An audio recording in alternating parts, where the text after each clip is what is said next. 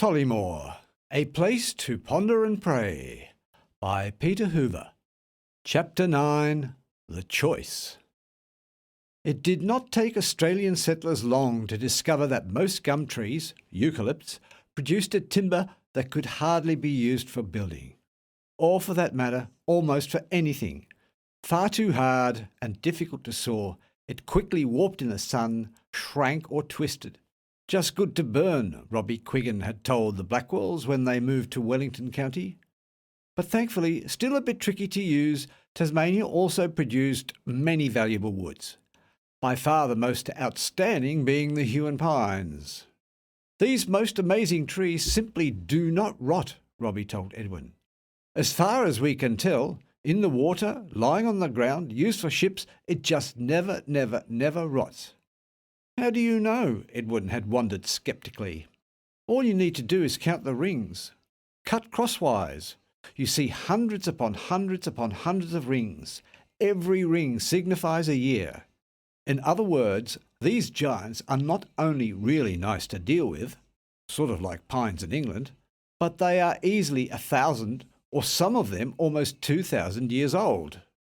Awesome, Edwin had declared. Some of them may have stood here when our Lord Jesus was born in Bethlehem. You are totally correct, Robbie had continued. But along with this, we also have the nicest myrtle and sassafras and blackwood, and all sorts of other really good millable timbers. We are blessed, Edwin had said, and out of this had grown his lifelong fascination with trees, how and where they grow, and how well humans can use them. Huon pines, none of them actually growing in Wellington County, but further south, had quickly become the favourite of all shipbuilders throughout the British Empire. And now, with the loyal support and help of his Christian neighbours, John Ridge, his brother-in-law, Uncle John Margetts, the Deans, and others close by, he had established a thriving sawmill and timber trade. First, right on the Springfield property, and later down in Wynyard. Edwin's zealous activity, however, quickly changed gears on the day both Herbie and Arthur turned sick. It began on Saturday the 12th of May in 1877. Little Freddie, already 5 months old, had grown by leaps and bounds.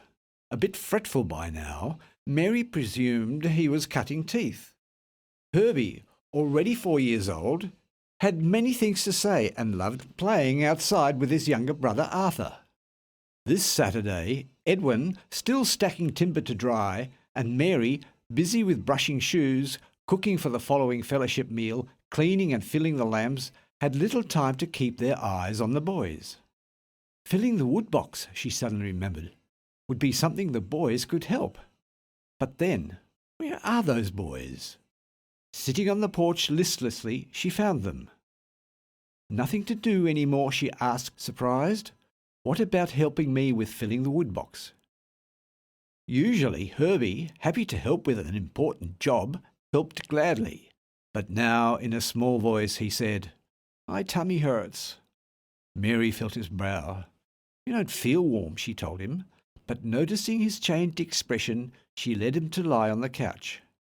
Later in the day, Arthur also began what seemed like summer complaints. "They'll be fine in the morning," Edwin concluded. "Just look at the Cape gooseberry bush behind the shed. Some human beings, apparently, have been helping themselves with the fruit. I dare say that has a lot to do with this current sickness." All day following, the day of the Lord, the Blackwells stayed home with their boys. Mum stayed with them, and the breaking of bread took place at the home of Samuel and Annie Dean, Jimmy's parents. They kept their fellowship meal, but only the children ate. All the rest fasted and prayed. But the boys turned steadily worse.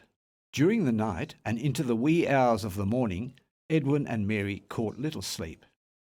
Monday morning came, and after his prayer time, up on his secret place, looking out over the sea, Edwin returned to see Mary's face distraught, beseechingly asking him, "Is it all over? No more hope?" "We still have hope," Edwin answered resolutely. "Through life or death, we have the hope of everlasting life. Our boys are safe in the hands of the Lord, whether they live or—" Mary clung to him and cried. Herbie seemed hot now, very hot, and suddenly he terrified his parents by sitting bolt upright, wild-eyed, screaming, "Hey, Dad, the calves are out! Come, come, help me!" Edwin scooped him up, but he resisted and flailed about, leaving both of his parents panic-stricken, calling on the mercy of God, while Mary fled to Mum's room, wailing. Mum, already dressed and calm for sheer necessity, said, "Edwin, go for help." Herbie, in Mum's arms, relaxed, but Arthur still kept on sobbing, almost as much as his mother.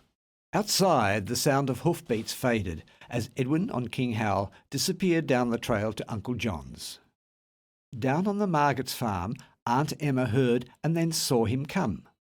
Uncle John and Stephen hopped from the breakfast table. Skidding to a halt at the Margetts' door, Edwin did not dismount. "I'm on my way to Wynyard. Can you tend to our stock and stay with Mary and Mum? 2 of our boys turned sick and I'm getting help." "From Dr. Tom Wilson?" Uncle John asked. "No," Edwin said decisively.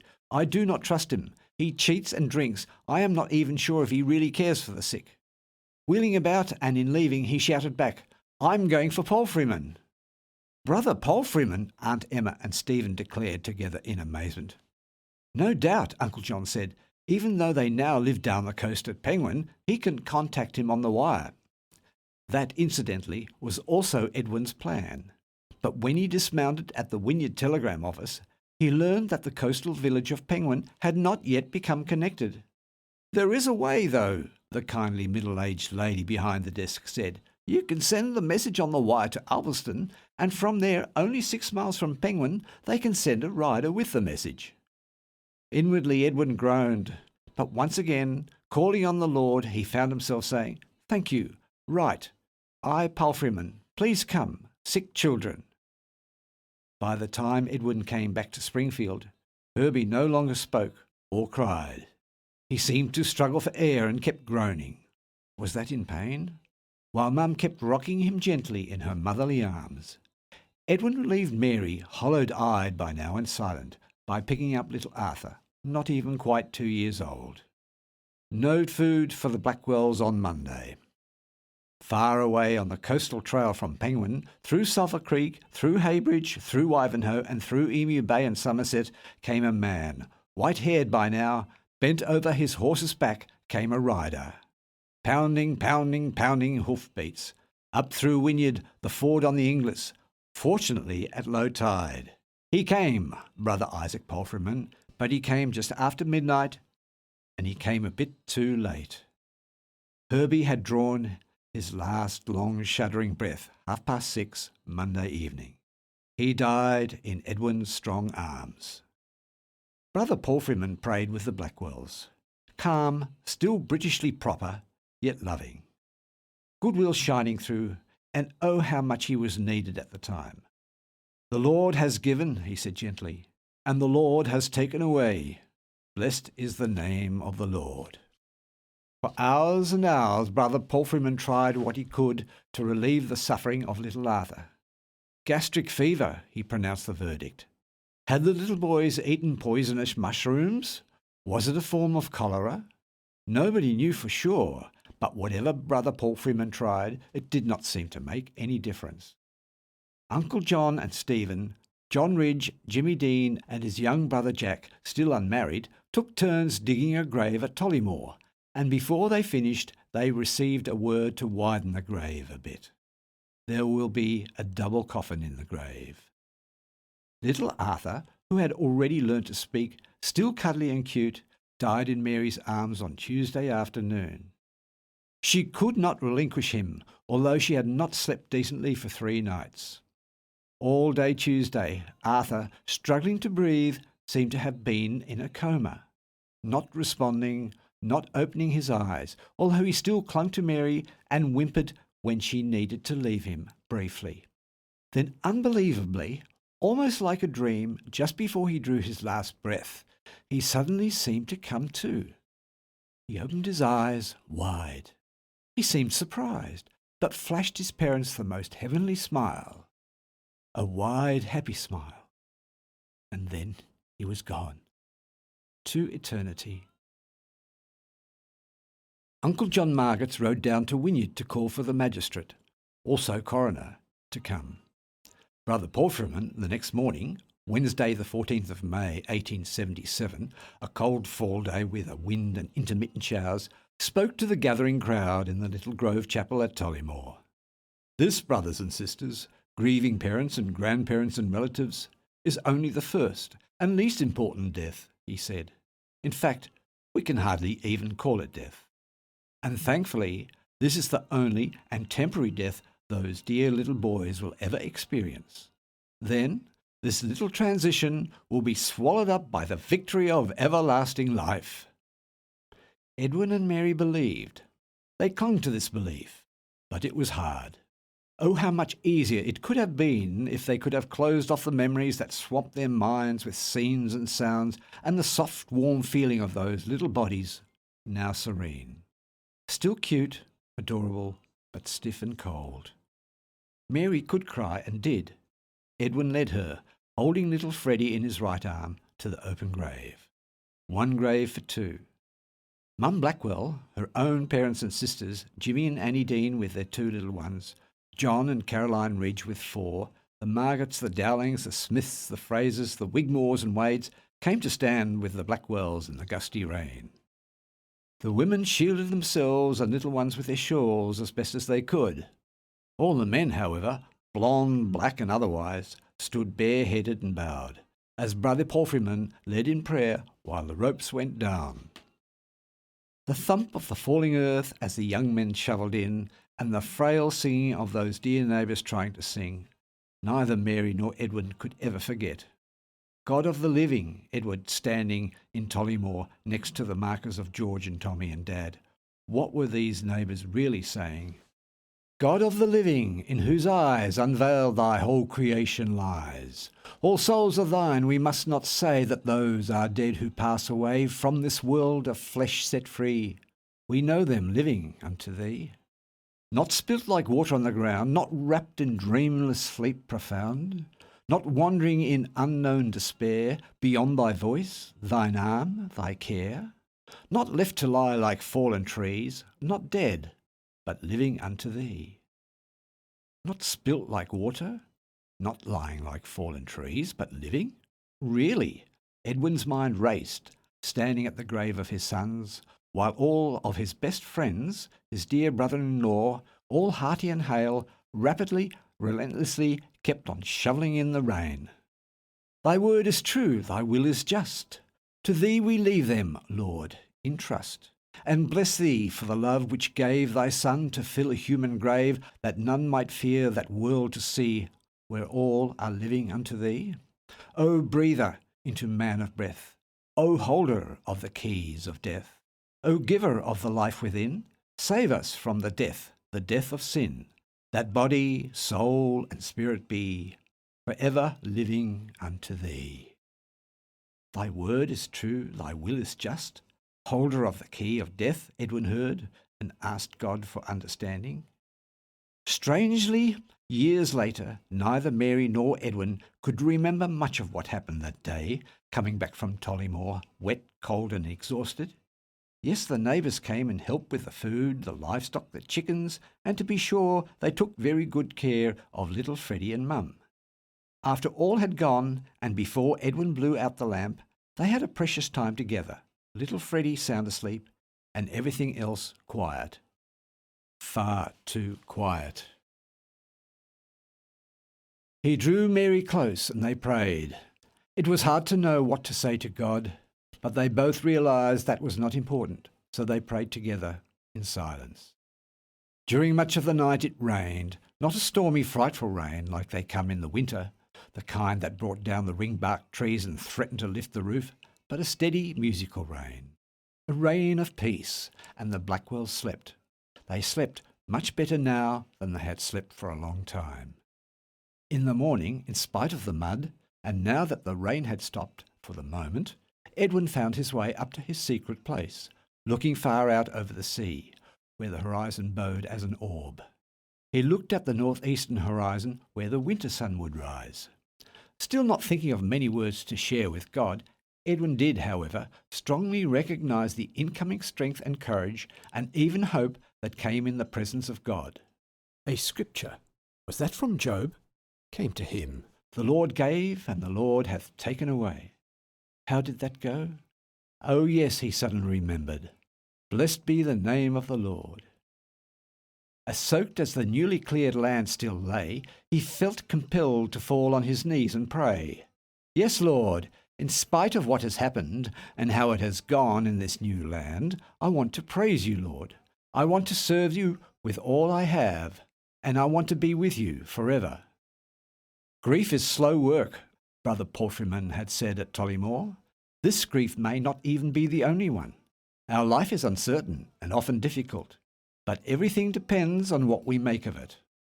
The route of despair that leads to everlasting destruction, or the way of total dependence on God. Choosing to trust God through thick and thin is the way to everlasting life. We choose God, and God chooses us to carry us through, to glory. Glad to remember those words, Edwin came back for breakfast, committed, encouraged to help Mary and the rest to cope. But this day, starting so well, indeed, sufficed in the evil it brought. After a leisurely breakfast, Bible reading and prayer, Edwin went out to the stock. In mid-afternoon, glancing up, he caught sight of Robbie Wigmore cantering up, obviously agitated, with his horse in a sweat and his hat askew.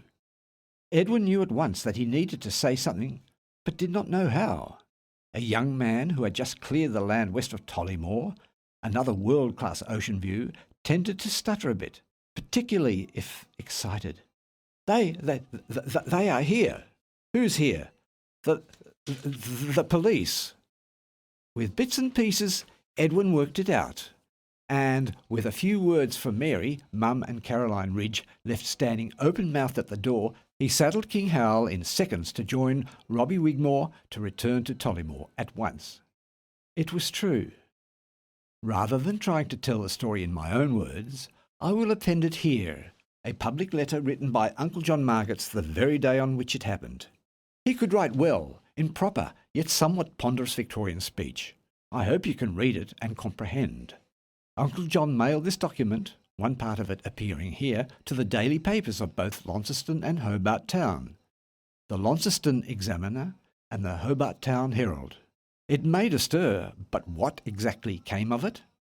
If only Edwin and Mary could have known for sure. On Thursday, an array of constables, coroner, jurymen, witnesses and grave diggers marched to the graveyard with Dr. Thomas Wilson to exhume the Blackwell's children's sleeping dust and to subject their remains to his knife and cleaver, to the intense harrowing of the feelings of the bereaved parents who had sustained the severe stroke of parting with their loved ones under such a trying dispensation, to witness such a tragical scene of butchery of the mutilated remains of their innocent babes. I trust there are higher authorities in the island than we possess at Table Cape that will look into such an outrageous and cruel act and bring to light the author of such a conspiracy or the foundation of suspicion that should induce such men who feel the stimulus of power or a government fee to assault the grave and arrest its occupant, that its very secret and insinuating motive may be brought to life and laid before the public, that it may receive the check and censure such an outrage merits, and so protect us in this isolated district, that the graves of our deceased loved ones shall be held sacred, even by such men whose human nature appears to have turned to that of dogs. Having heard of the barbarous and torturing act, I visited the parents at once, and from them gathered the following information, which I beg to append, and which I hope you will deem sufficient apology for trespassing so much on your valuable space. On Thursday, Mr. Colquhoun, the district constable, called on Mr. Blackwell, told him his business, and desired his attendance at Tollymore, where the inquest would be held. When he arrived, he found that the above scene had been enacted, heard that Dr. Wilson exclaimed what a serious case it was, and that no one knew what he was going to say, and who, in giving his evidence, said they had died from thorough neglect for want of medical attendance. When remonstrated with by the coroner, he said it was bilious diarrhoea bordering on dysentery. When interrogated by the coroner as to that causing death in 36 hours, he said it would not, but he should have no hopes of a patient if it continued more than 9 or 10 days. Teething might have been the cause of death, or an attack of English cholera. Seeing that his evidence carried no weight with it, and his testimony could not be relied upon, declared that there was a conspiracy to hide the real facts of the case, for there was a man in the room who had told him that the children passed blood for some days previous, upon which Mr. Blackwell rose, desiring that if there was a man in the room who could say that with truth, he should rise and show himself a man. None rising, the coroner remarked to the doctor that it did not seem that he had a legitimate case for his charge. Then the doctor asked Mr. Blackwell what he meant by saying the children had died hard. Mr. Blackwell then explained the consequences of the robust constitution of the children, and from the way in which they drew their breath, continuing so long in the agonies of death. Then, in answer to the coroner why he bypassed Dr. Wilson for Mr. Isaac Palfreyman, he replied that he had no faith in Dr. Wilson. The room being cleared, the jury found that death resulted from acute inflammation. A gentleman informed Mr. Blackwell that the doctor was heard to say, whilst returning from the inquest, that he should not have cared for an inquest to have been held if Blackwell had called on him to have attended them during 2 or 3 visits, which would have brought him £15 or £20 sterling, since Blackwell was obviously able to pay for it. On inquiry whether the corpses had been reinterred, none could affirm that it was done. Mr. James Dean, brother-in-law of Mr. Blackwell, said it was not yet done at 9 o'clock that night. Resolving at once to return home by way of the graveyard, I, John Margetts, satisfied myself as I could. From the appearance of the grave at Tollymore, I found 2 spades near the grave, which was filled up to within 6 inches or a foot from the top, and as far as I could ascertain from the appearance, I concluded that the coffins must have been taken away, and that further inquiry would now be necessary to convince and assure the parents that their babes are now at rest. I remain, sir, yours respectfully, John W. Margetts, Table Cape, Tasmania, 21st of May, 1877. Both Mary and Mum found this second disaster, this exhuming of the little boys, even much harder to bear than their sickness and deaths. They might not have articulated this well, but deep inside they knew that sickness and death was still normal and not evil. But who would pull up dear little children's bodies to cut them up and stare? All the newly baptised believers at Table Cape in Wynyard, down the coast to Ulverston, and up the coast to Stanley, and all the way to Marrawar, heard and talked and prayed together. And none of them, not even once, darkened the door of Dr. Thomas Wilson's office at Doctor's Rocks near Wynyard again. At the same time, those who already hated the new Christians took the advantage to add outrageous lies and dreadful insults to another even more scandalous level. "Oh yeah," one neighbour declared one night down at the Wynyard pub. "I saw those little boys often. You should have seen their ragged clothes, their snotty noses, barefoot in June and July, scrounging around to find a morsel of food. Mary hated those boys. I saw that all the way through." Was that Bob Moore? Edwin never knew for sure, but when that rumour began to spread, he had to wonder. "Oh, that's not all," another man at the bar chipped. "My brother-in-law, living up behind Flowerdale, said Mary came over asking to borrow strychnine. What did she want it for? She said for rats. But," rolling his eyes, "look what happened 2 days later." Edwin and Mary, Mum and all the believers heard these stories and grieved. Mary clung to Freddie and to Edwin whenever he came in, but she could not eat. Not much, at least. She became less and less capable of doing her cooking, her laundry, and once spring came, to work in the garden. Mum helped as much as she could, but she quickly tired and needed to rest in her room. Her praying corner, everyone knew, but it was not talked about. Annie, Edwin's sister, came often with her little Arthur and Amy. She did not get much housework done, though, because, also grieving, she spent her time with Mary. Without a doubt, Annie became Mary's closest confidant outside of her husband. Only one thing, through this difficult time, became apparent. Edwin's eldest sister, Caroline, in spite of her own 4 little children, kept her wits about her, staying calm, collected and brave. Above all, she saw the work that needed attention and gladly chipped in to help. Oh, how much Edwin appreciated her sensible and loving support. Thankfully, the Ridges lived within easy walking distance of the Blackwells, both on the large Springfield property, and Caroline could slip in at any time. 2 years later, right at the time where winter wanes and springtime waxes, late August in 1877, Edward, John Ridge, Uncle John and the boys drove cattle from the upper reaches of Springfield into a newly cleared section down along the river. Always willing to help, Caroline dropped her work in the house to take part in steering the herd successfully to their new grazing area. Her eldest son Percy, almost 11 years old, happily assisted the men, and Caroline felt totally comfortable in leaving her smaller ones in the loving care of her mother, Mum Blackwell. Typically, the long grass and weeds dripped with moisture, and her ankle-length skirts, her dress and apron became heavily sodden. Besides, it was cold. Occasional showers did not make her feel any better, but coming back home, she changed, had a cuppa with Mum, and turned to baking bread. Thursday, of course, being the baking day. "Any tarts today? Any biscuits or pies?" her 5-year-old twins Eva and Fanny wanted to know. "Not today," Caroline informed them kindly. "Grandma needs to go home, and I shall have a rest with little John Leslie. He missed me when I was out." Not quite 2 months old, John Leslie indeed loved to be with his mum. All the better the next day when Caroline took 2 very long naps, in spite of the fact that Friday was butter-making day. Yes, Caroline churned the cream. Thankfully, on cold winter's day, the butter took shape quickly, but before her husband John and Percy came in for lunch, she took another nap. John asked if she felt all right. "Just a little bit tired," she told him. "Quite an excitement we had yesterday with the steers." John looked at her a bit strangely. "Yes," he agreed, "but I'm not sure if I should have allowed you to come. I will pray for you." "Thank you."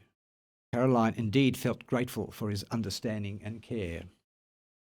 After the men left, she rested with the baby before rinsing the butter and patting it into shape with a wooden butter mould and spoon. Sadly, that was the last time Caroline ever made butter or served another meal. Mum Blackwell came back, and soon after that the Dean sent their unmarried daughter Sarah to help. Their 2 younger daughters, Annie and Rebecca, had both died young. The doctor came. Certainly not Dr. Thomas Wilson from Doctor's Rocks, but a young physician of the VDL Company in Stanley. He checked Caroline out. He tried what he could, but after anxious days of praying and fasting, John Ridge, with his young children, became a widower, the 6th of September, 1877. Before she died, Caroline left the brothers and sisters, her husband and her dear children, an unforgettable treasure, the treasure of a witness beyond reproach. Barely able to speak any more, whispering into John's ear, but speaking to all around her at her bed, she said, "Oh, John, oh, dear children and brothers and sisters, and Mum, do not worry about me. I will not come back, but you can all come to where I am going. We have loved and worked and wept together. Now, if you only stay true and love the Lord as he loves us, we shall rise to be like him. Do not fret, do not despair, but lift up your eyes, for our redemption is nigh." Caroline said more, but not everything could be understood and not all recorded. The following morning, up on the heights over the sea, Edwin, alone with God, shared his response. "Lord, give us grace to endure to the end. We know about human frailty and death. We know it only too well, but we also believe, we want to believe more and more of our promises and sustaining word. Help us, Lord. I have struggled and sometimes failed in my faith. But, Lord, help me to believe and endure. Help me to lead my family and my neighbours to you." Edwin stood for a long time in silence, as dark red streaks of light grew and changed into rose, then magenta and gold into the full glory of morning light. Out loud, convicted, he said, "Lord, I do not understand it all, but I choose to believe in you, and to prove it by what I do." Then, with calm resolution singing in his heart, he strode down to the house to help Mary, and after milking the cows, and morning tea, he saddled King Hal to find his brother-in-law. "John Ridge may need me today," he explained to Mary, as he left her and little Freddie standing at the door. "You may expect me, Lord willing, in time for evening chores."